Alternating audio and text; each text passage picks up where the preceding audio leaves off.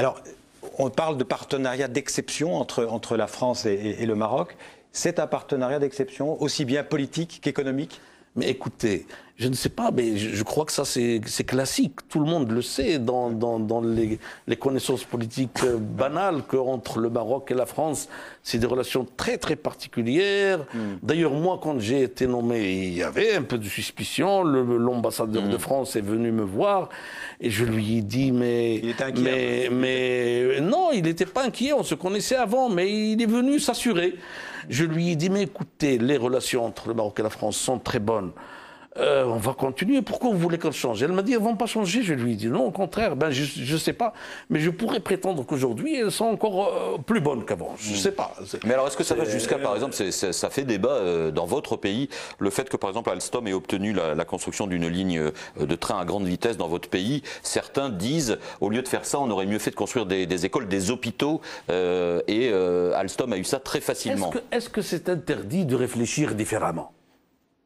Non, mais moi je vous pose la question. Voilà, bon, il y a des gens qui posent des questions. Ça, oui. Je vais vous dire, ça, encore une fois, ça, c'est une décision qui s'est passée. Non, mais vous qui êtes sensible aux sujets sociaux, est-ce que quand même ça ne vous interpelle pas? Écoutez. Dans un pays, il n'y a pas que le social.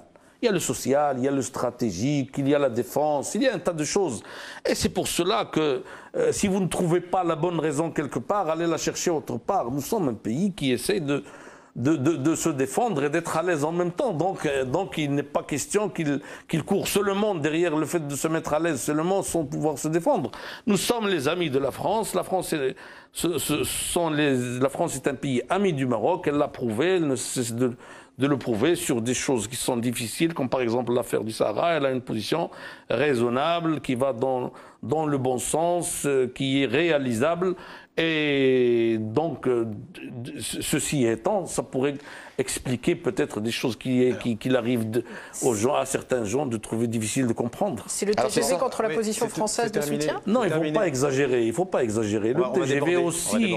Écoutez, vous ne voudriez jamais que le Maroc ait aussi son TGV? Nous, on voudrait aussi...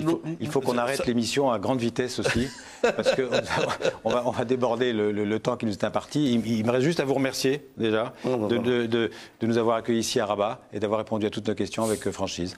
Voilà. Mais seulement, je ne préside pas le parti depuis 98, depuis 2008 seulement. 2008, ah oui, 10 ans trop. Mais ça, c'est pas grave. Peut-être qu'ils ont perdu ces 10 années.